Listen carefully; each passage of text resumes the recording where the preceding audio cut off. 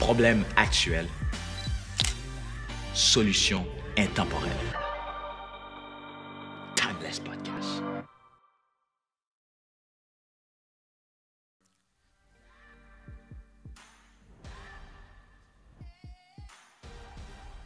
Bonjour à vous et bienvenue au Timeless Podcast, épisode 6. Épisode 6. Vous savez, guys, lors de l'épisode 5, je vous ai parlé du succès éternel. Mais l'inverse du succès éternel, ça serait quoi? Ça serait l'échec éternel. Et j'aimerais vous parler de cela aujourd'hui. Mais avant même de pouvoir rentrer dans la matière, j'aimerais qu'on prenne un temps de prière. Toi qui viens de te lever ou bien toi qui es dans ce processus pour aller travailler, on va prier. Et toi peut-être qui n'est pas croyant, qui n'a pas forcément une relation avec Dieu, quand même, je t'invite à prendre ce temps-là et à fermer tes yeux et à juste recevoir cette prière. Alors je prie pour vous, Dieu de gloire. Merci Seigneur Dieu pour la journée que tu nous as donnée. Voici la journée que l'Éternel a fait. Qu'elle soit pour nous un sujet d'allégresse et de joie. Dieu de gloire, tu désires la vie. Tu ne désires pas la mort de celui qui meurt, mais tu désires nous transmettre la vie en abondance à travers ton Fils Jésus-Christ. Dieu de gloire, à travers ce Timeless Podcast, à travers cet épisode, touche quelqu'un, parle à quelqu'un, réveille quelqu'un. Quelqu'un qui, malgré qui s'est réveillé physiquement, mais qui dort spirituellement. Mais réveille cette personne ce matin, qu'il y ait un miracle, qu'il y ait une transformation, que lui-même ne sache pas qu'est-ce qui se passe, mais que toi seul t'aies injecté la vie, le Zoé, la vie de Dieu, la vie en abondance. Dieu de gloire, nous nous attendons à de grandes choses, car tu es un Dieu qui dépasse la nature. Tu es un Dieu qui dépasse le temporel. Tu es un Dieu qui est vrai, au-delà de ce que nous pourrions penser être véritable. Merci Seigneur Dieu pour cette grâce et merci pour toute personne qui va nous écouter aujourd'hui, car tu vas toucher quelqu'un en profondeur. Et nous t'avons prié ainsi au nom puissant de Jésus. Amen. Alors, guys, aujourd'hui, comme je l'ai mentionné, nous allons parler de l'échec. L'échec éternel. Nous avons parlé lors de l'épisode précédent du succès. Et toute personne désire le succès. Je veux dire, toute personne saine d'esprit désire que ce qu'il entreprend réussisse. Toute personne, lorsque tu vas travailler, tu t'attends à vouloir réussir dans ton travail. Tu t'attends à une promotion. Tu t'attends à la croissance. Et j'aime souvent le dire, tout ce qui est en santé grandit. Je veux dire, toute personne, ou plutôt tout être vivant sur cette planète, tout être vivant, qui veut dire plante, qui veut dire animaux, qui veut dire tout organisme vivant, a comme caractéristique qui désire grandir.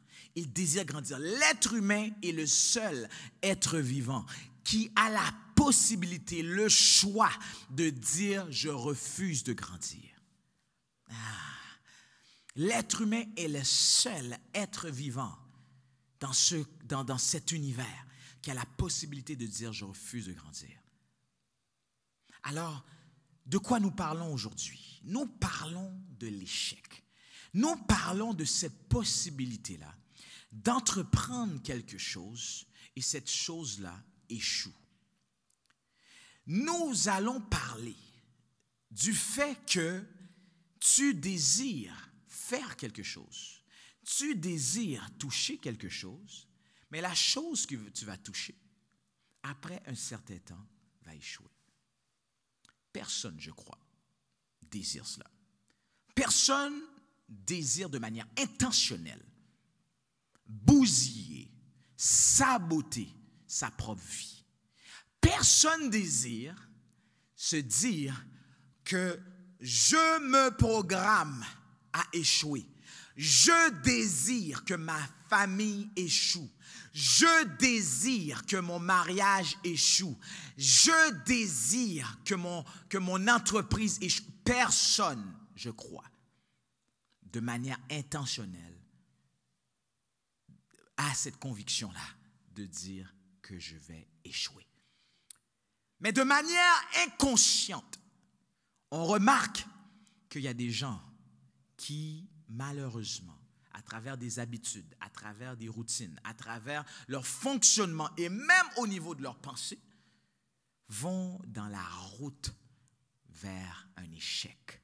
C'est comme si je te dirais, c'est quelqu'un qui veut bâtir une maison. Et la maison qu'il bâtit, il y a ce désir de pouvoir construire une belle maison. Il y a ce désir de pouvoir construire une maison solide, mais il ne prend pas le temps d'étudier les différents matériaux qui sont nécessaires pour pouvoir faire en sorte que la maison soit solide. Il ne désire pas utiliser un plan architectural pour que la maison soit solide. Il ne désire pas aller chercher le conseil de ceux qui ont déjà construit des maisons solides. Il ne désire pas aller dans cette direction-là, mais il désire lui-même construire sa propre maison. Et dans ce temps-là, qu'est-ce qui arrive? C'est que cette maison-là est fragile, cette maison-là est faible. Cette maison-là, lorsque les tempêtes de la vie arrivent, mais cette maison-là, à cause d'un manque de fondation, à cause d'un manque de solidité, à cause d'un manque de conseils, à cause d'un manque de plan architectural, cette maison-là est affaiblie et cette maison-là, à travers un petit vent,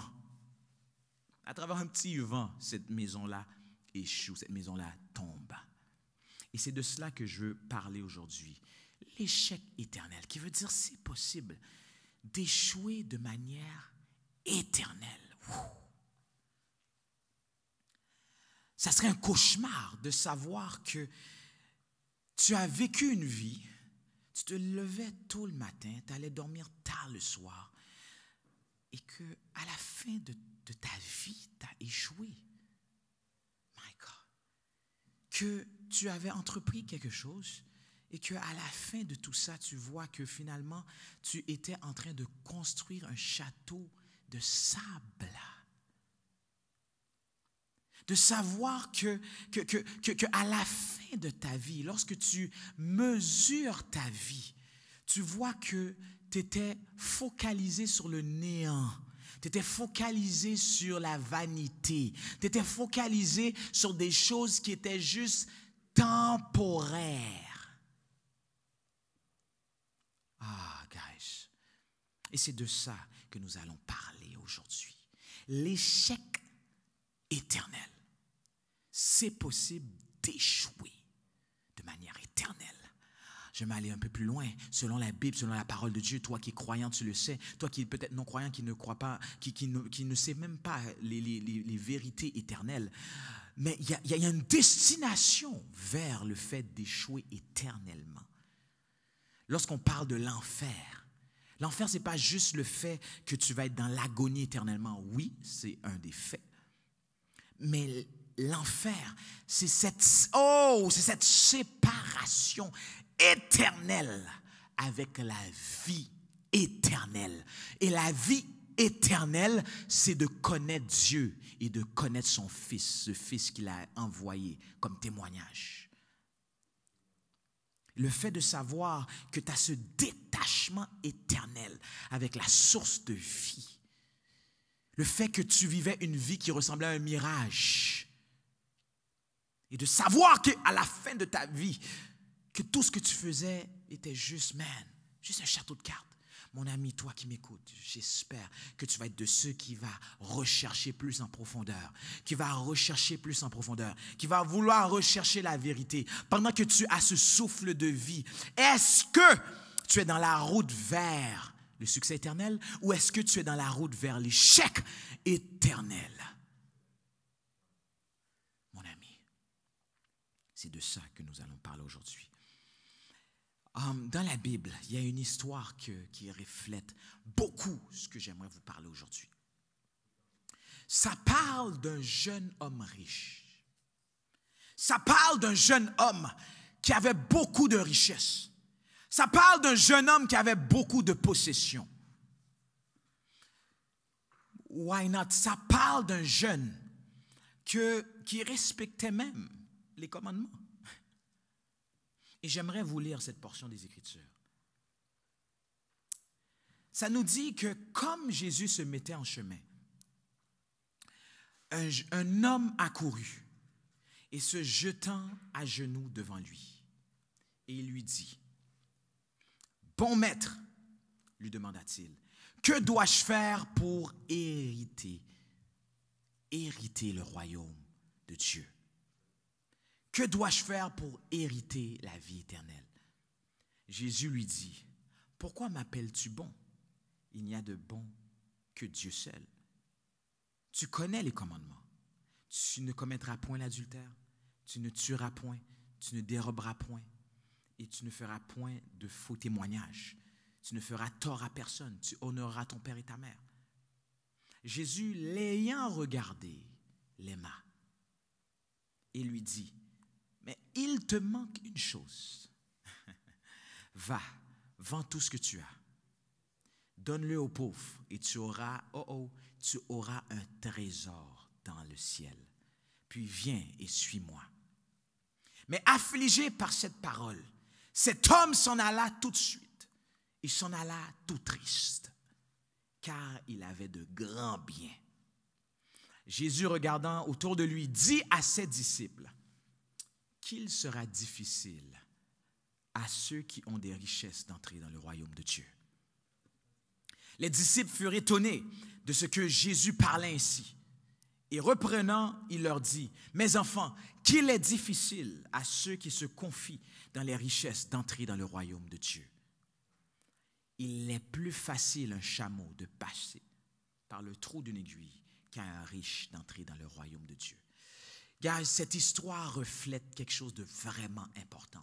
Ça reflète la perspective de Dieu par rapport à ce que nous, on perçoit comme richesse, à ce que nous, on perçoit comme quelque chose d'important, à ce que nous, on perçoit comme quelque chose qui a beaucoup de valeur. Qu'est-ce qui a de la valeur pour toi qui m'écoute actuellement? Est-ce que c'est ton auto? Est-ce que c'est ta maison? Est-ce que c'est ta femme? Est-ce que c'est ton entreprise? Qu'est-ce qui a de la valeur pour toi actuellement? Qu'est-ce qui a une grande valeur, une valeur tellement énorme que tu serais prêt à ne pas aller dans la route de l'éternité, mais à maintenant tourner ton dos au maître et maintenant à être tout triste et à partir dans l'échec éternel? Qu'est-ce qui a plus de valeur que la vie éternelle pour toi? Qu'est-ce qui a plus de valeur que Dieu pour toi? Qu'est-ce qui a plus de valeur que le succès éternel?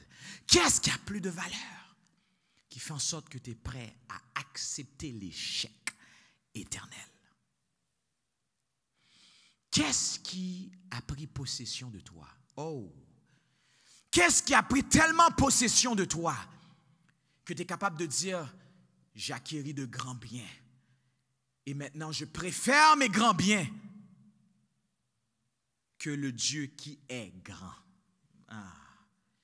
Qu'est-ce qui a pris tellement possession de ton cœur que maintenant ça comme trésor, c'est devenu un trésor pour toi et ce trésor-là, tu ne peux pas t'en défaire.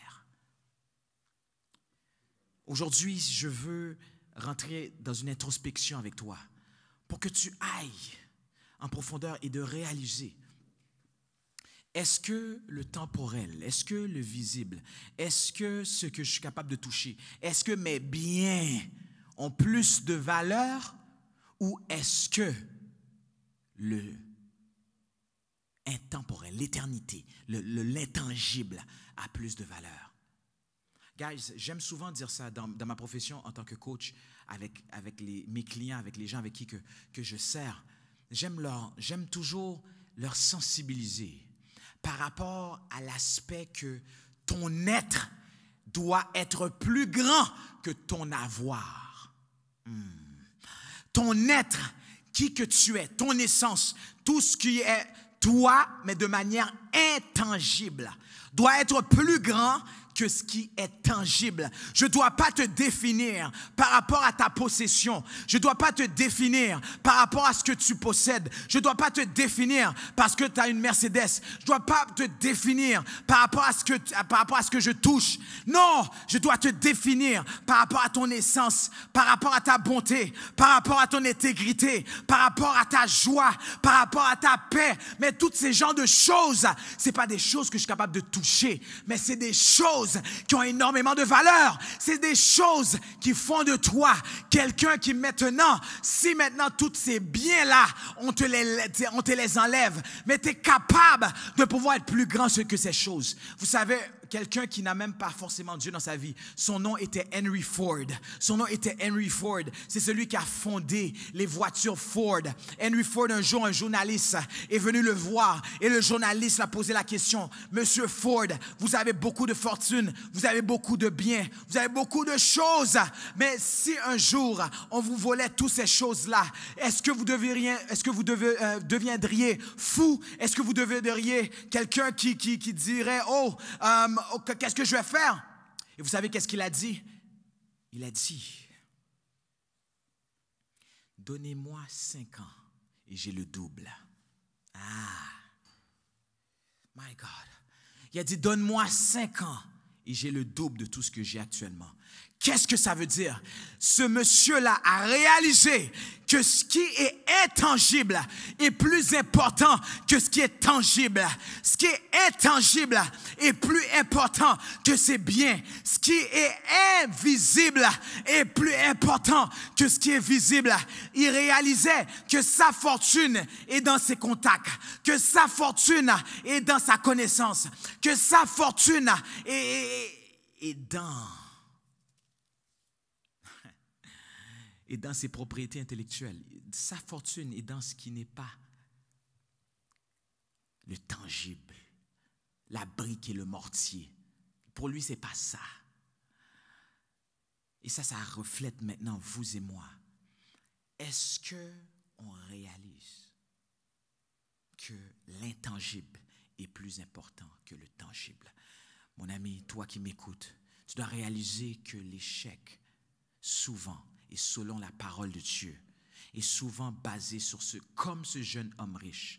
C'est des gens que lorsque un des symptômes qui démontre que tu as atteint la maladie, que tu es atteint de la maladie de l'échec éternel, c'est le fait maintenant que tu mets beaucoup d'emphase, tout comme le jeune homme riche, sur tes biens,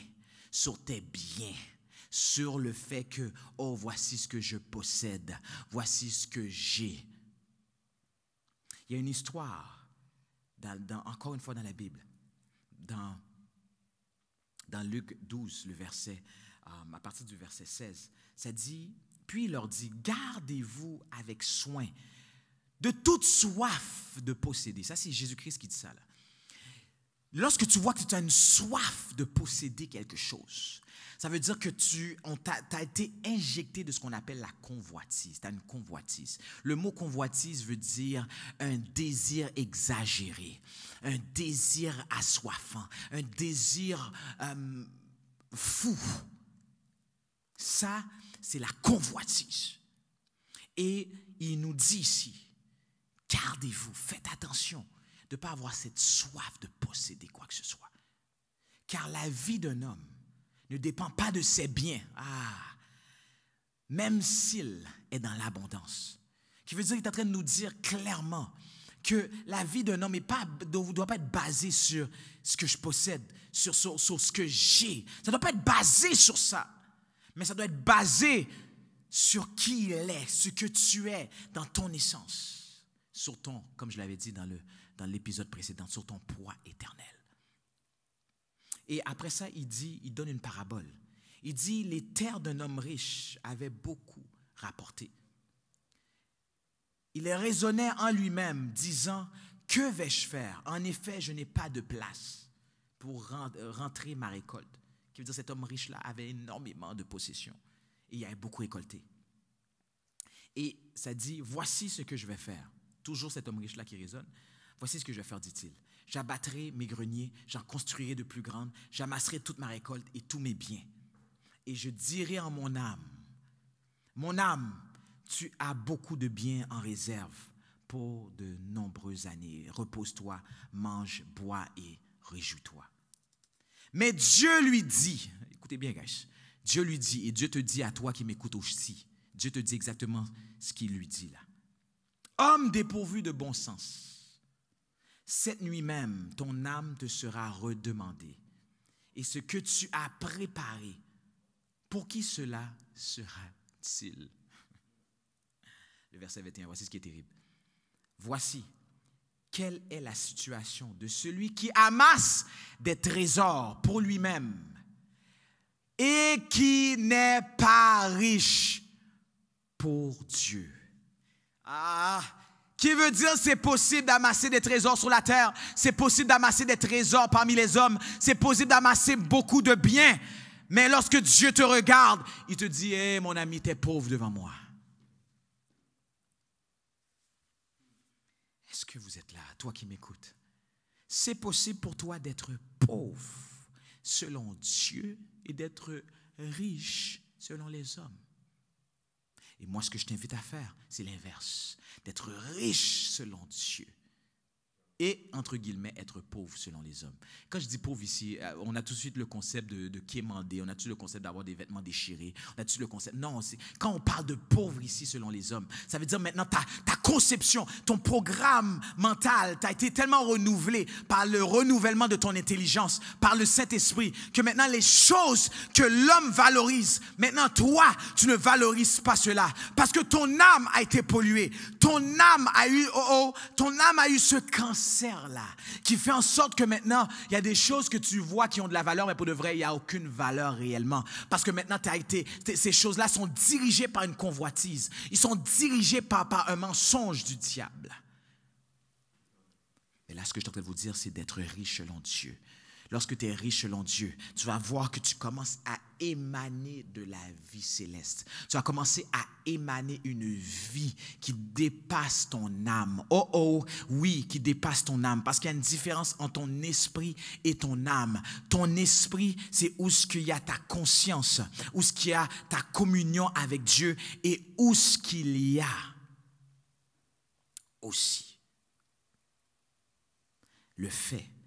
Il y a la conscience, la communion et ton intuition.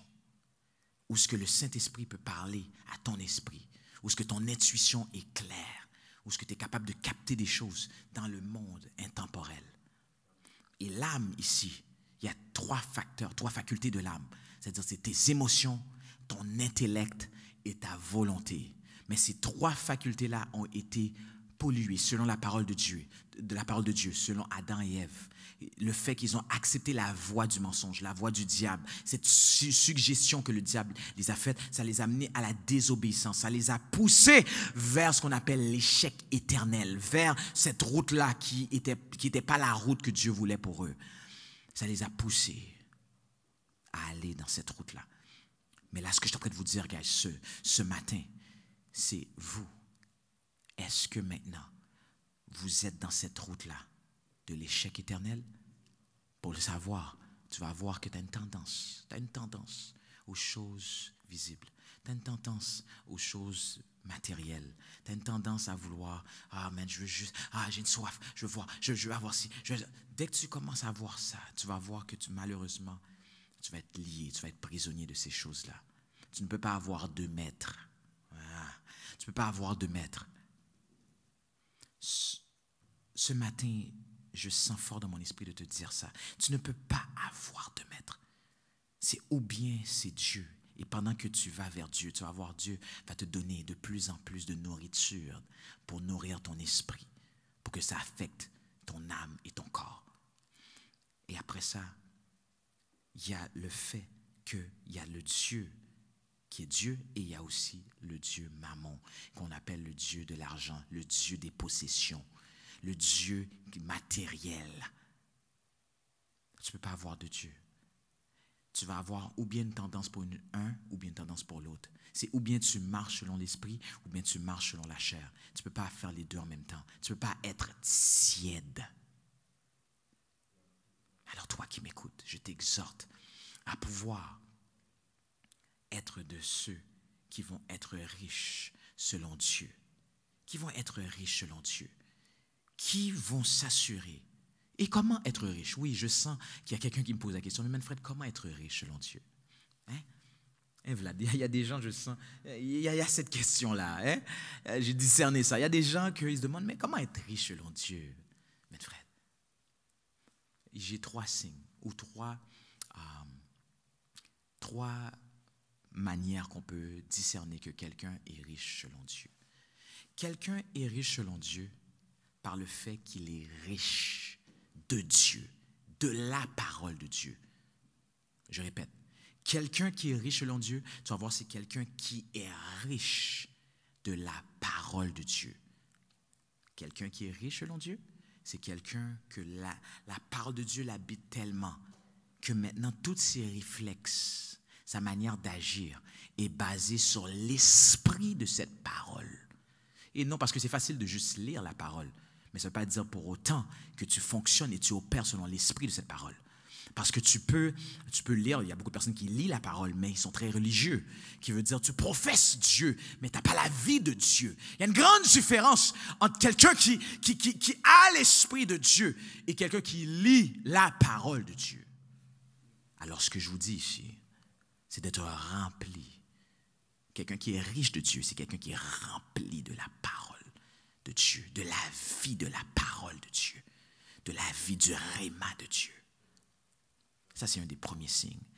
Deuxième signe qui démontre que quelqu'un est riche selon Dieu. Tu vas voir que c'est quelqu'un qui a un désir à grandir dans son intelligence spirituelle. C'est quelqu'un qui a une diligence à vouloir comprendre le monde de l'esprit. Toi qui ne comprends pas le monde de l'esprit, ne sois pas idiot. Excusez-moi de te dire ça ainsi. Ne sois pas idiot d'être... Lorsque je parle d'idiot ici, ça veut dire que c'est quelqu'un qui fait juste dire « Ah, je ne crois pas dans ces affaires-là, je ne crois pas à Dieu, etc. Je ne crois pas à ça. » Puis sans avoir fait des instigations, sans avoir fait des recherches, sans avoir été en profondeur. C'est comme si je te dirais « Oh, je ne crois pas en Italie parce que je n'ai jamais été en Italie. » Mais est-ce que tu as déjà fait la route? Est-ce que tu as déjà été dans le trajet? Est-ce que tu t'es déjà assis avec des gens qui ont déjà été là? Vous comprenez, guys, c'est la même chose. Il y a trop de personnes qui ont eu des expériences. Moi-même, le fait que je peux être là à te parler de Dieu, il y a eu quelque chose qui s'est passé dans ma vie qui fait ça, qui fait cela. Alors ne sois pas de ces gens-là qui sont rapides à juste donner des condamnations. So maintenant, guys, deuxième signe qui démontre que tu es riche, selon Dieu, ça veut dire que tu augmentes dans ton intelligence spirituelle. Tu désires aller plus profond, comprendre les choses dans le monde de l'esprit. Comprendre des choses dans le monde de l'intemporel. Et quelqu'un qui est comme ça, tu vas voir que selon Dieu, cette personne-là est riche. Parce que ce qui est spirituel sera toujours plus grand que ce qui est temporel. Quelqu'un qui comprend le monde de l'esprit, que ce soit dans le bon côté comme dans le mauvais, cette personne a un avantage sur celui qui est juste basé sur le temporel. C'est pour ça que souvent, il y a des gens qui sont riches selon le monde et selon les hommes, mais est-ce que ces gens-là, ils vont rentrer dans de la méditation, vont rentrer dans plein de choses, méditation transcendantale, plein de choses, juste pour se connecter avec le monde de l'esprit. Parce qu'ils réalisent que être juste dans le temporel, c'est pas assez. Alors moi, ce que je suis en train de vous dire, c'est de vous connecter avec la parole de Dieu, de vous connecter avec cette assurance-là et de rechercher Dieu dans le monde intemporel et d'augmenter son intelligence spirituelle. L'augmentation de l'intelligence spirituelle se fait à travers le fait que l'Esprit de Dieu, qui est un esprit de sagesse et de révélation, commence à t'habiter pour que maintenant, lorsque tu lis, tes yeux s'ouvrent, les yeux de ton entendement s'ouvrent et que maintenant, tu commences à comprendre la Bible. Parce que quelqu'un ne va jamais comprendre la Bible de manière cognitive, de manière intellectuelle. Parce que c'est un livre codé, c'est un livre caché. Alors, ça, c'est le deuxième signe qui démontre que quelqu'un est riche selon Dieu. Et la troisième qui démontre que quelqu'un est riche selon Dieu et qui démontre qu'il s'est éloigné de l'échec éternel. C'est le fait que cette personne-là aime son prochain. La parole de Dieu nous dit que toi qui dis qu'il aime Dieu et qui haït ton frère, tu es un menteur. Tu ne peux pas me dire que tu aimes Dieu qui est invisible et que tu n'aimes pas ces créatures qui sont visibles. Alors, troisième signe qui démontre que tu es riche, ça veut dire que tu crois maintenant, tu crois que ton frère, tu veux le bénir, tu veux le faire grandir, tu veux l'édifier, parce que c'est ton frère, il est semblable à toi. Ça, c'est des signes qui démontrent que tu es riche selon Dieu. Et ces choses-là démontrent que maintenant, en termes d'échec, non, là, tu n'es plus dans l'échec, là. Devant Dieu, Dieu te regarde d'une autre manière. Alors, toi qui es intelligent, maintenant, tu comprends ce que je vais te dire là. Maintenant, pour savoir que tu es dans la route de l'échec éternel, c'est de reverser ces trois signes-là que je viens de te dire là. Qui veut dire, au niveau d'être rempli de la parole de Dieu, ça veut dire que l'inverse, ça va être quoi? C'est que tu es sèche de la parole de Dieu. Tu n'as aucune substance de la parole de Dieu en toi. Et ça fait en sorte justement que là, tu es dans la route de l'échec. Deuxièmement, ton intelligence spirituelle est très minime, pour ne pas dire absent même. Et tu n'as aucun désir d'augmenter cette intelligence-là. Ça démontre aussi que tu es dans une route de l'échec, malheureusement. Et troisièmement, tu vois que tu haïs tes frères, que ce soit en secret ou même de manière directe. Tu as une résistance, tu as une jalousie, tu aimes la division. Dès que tu vois que tu es quelqu'un comme ça, malheureusement, tu es dans la route vers l'échec éternel. Ça veut dire que tu es pauvre devant Dieu. Peu importe la richesse que tu pourrais démonter, tu es pauvre devant Dieu si tu n'aimes personne, si tu n'aimes pas ton frère. Si tu n'aimes pas ton frère, et je vais terminer avec cela. J'aimerais que tu fais cet exercice-là. Que tu puisses penser à 5 personnes aujourd'hui. 5 personnes dans ton entourage. Et que tu vas pouvoir prier pour eux, relâcher la bénédiction pour eux. Tu vas pouvoir prendre un temps, dans ton temps, et de pouvoir juste relâcher la bénédiction, de les aimer dans ton cœur. Et si tu sens que tu as une haine, que tu sens que tu as une résistance contre quelqu'un, mais que tu puisses aussi prier pour cette personne. Tu aimeras ton prochain comme toi-même. Ça, c'est le plus grand des commandements. Tu aimeras ton prochain comme toi-même. Alors toi qui m'as écouté aujourd'hui, je t'invite à faire cela. Fais ce simple exercice et je te garantis que tu vas voir une grande différence. Que Dieu te bénisse, toi qui m'as écouté. Et merci